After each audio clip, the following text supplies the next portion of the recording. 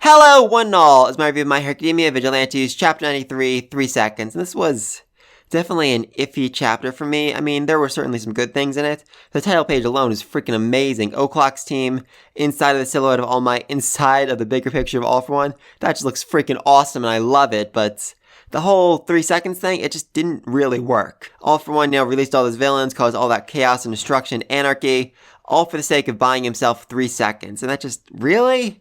I mean, I think this is supposed to show that he's such a master manipulator that he's, able to read the situation and know that he only needs another 3 seconds for Hood to take out O'Clock so he can abduct him. And that plan probably would have worked, if Mirko hadn't come back.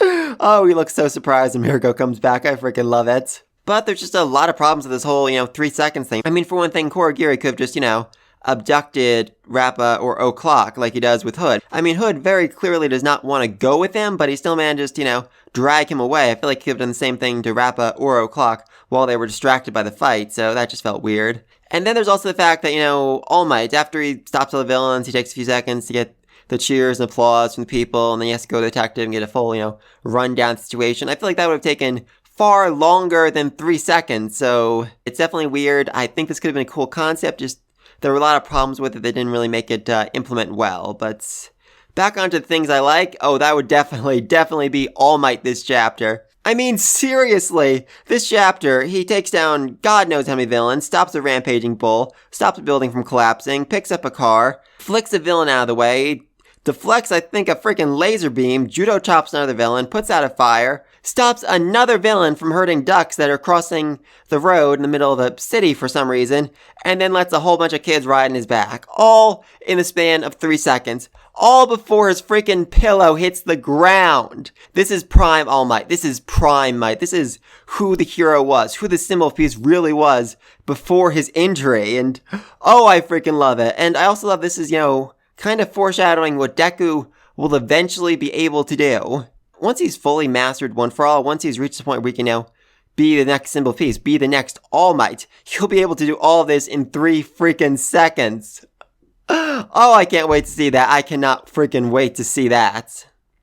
Oh, and just speaking of Deku, once again, All Might uses something he refers to as Might Eyes to view the battleground, which I'm guessing is him applying his super strength to his eyes so that he can see more, see better, see the situation more clearly around him and analyze it more quickly. That definitely seems like something to be, very helpful for Deku to unlock, for Deku to master if he hasn't already. Very curious about that. I mean, the last chapter, he was able to use, his super strength on his ears to hear the calls for help from miles and miles away. So, very, very strange. Very curious about that. And it is a good thing he showed up, because, oh, these villains are unstoppable. I mean, seriously unstoppable. I really gotta feel bad for Fat Gum for being, literally trampled. I am wondering if this was the motivation for him to become, fat so that nobody could trample over him, so that no one can run him over again. And he'd always, be able to bounce back any villain attack. I really hope it was. Because that'd just be, absolutely freaking hilarious. Anyway, then back to O'Clock and Rappa's fight against Hood. I really do like Hood using the ring as basically a fly swatter to take down Rappa and almost O'Clock. And I'm wondering if that was All for One's idea, because Hood right now definitely does not seem all that smart. So maybe he's got some sort of comm device or radio signals blasted directly to his brain so that All for One could suggest that he do that. I mean, he even, did the attack right as O'Clock ran out of oxygen, right at the point where he needed to take a breather and recharge, essentially. So, good timing there. Either very lucky or All for One really is, a master manipulator.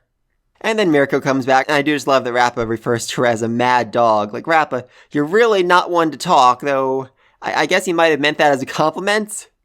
I could definitely see that having been intended as a compliment by him. And then we get Hood screaming that killing them will make him the strongest, which is interesting. I'm wondering if that was, his desire, his motivation. Like, when he was fighting in the ring, he always wanted to be the strongest. He wanted to stay on top of everyone else to, be recognized as the strongest fighter in the world, more or less. Because it was said in one of the more recent chapters of the main series, Nomu, while they aren't exactly human, but they don't always contain, the same memories and personality of who they were in the past. Their strong motivations, their strong desires can still bleed through and, give them strength. That's why they use a lot of villains as bases, because they had a strong hatred for heroes and wanted to fight against them, wanted to kill them, essentially. Anyway, then All Might shows up. Yay! I'm gonna say he's a bit too late, but I guess, if he hadn't shown up, the fight would have gone on longer and they, could have gotten hurt. It certainly seems like Hood was about to, go all out and try to murder them really, really hard. But against those three, it certainly would not have been an easy fight, so I don't know, I'm just kind of curious what happened if All Might had waited another minute or so before busting in.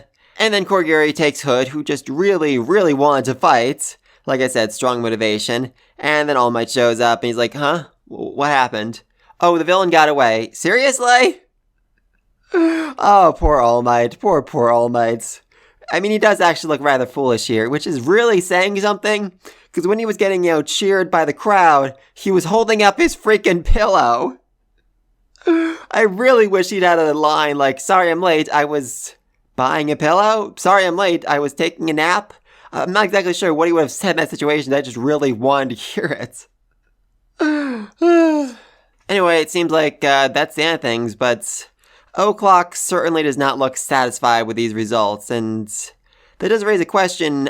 Is the flashback over? Are we going back to the main storyline now? I don't think so, mainly because this flashback hasn't really done anything, served any kind of purpose. I mean, it does show that Rappa was probably a motivation for O'Clock in creating his Knuckle Duster persona, and I'm definitely thinking it's foreshadowing, Rappa showing up in a Suicide Squad down the road in the main series, but that's about it. I mean, the Aizawa flashback not only set up the Korgiri reveal, but gave deep meaning and deep understanding to exactly who Aizawa was, why he acted the way he did, and, what motivated him. So what is the point of this flashback? What is the story behind it? I mean, I do think, and I thought for a while now, this is the story of how O'Clock got on All For One's radar, how All For One decided to go after him, because O'Clock was, messing with his quirk-enhancing drug business.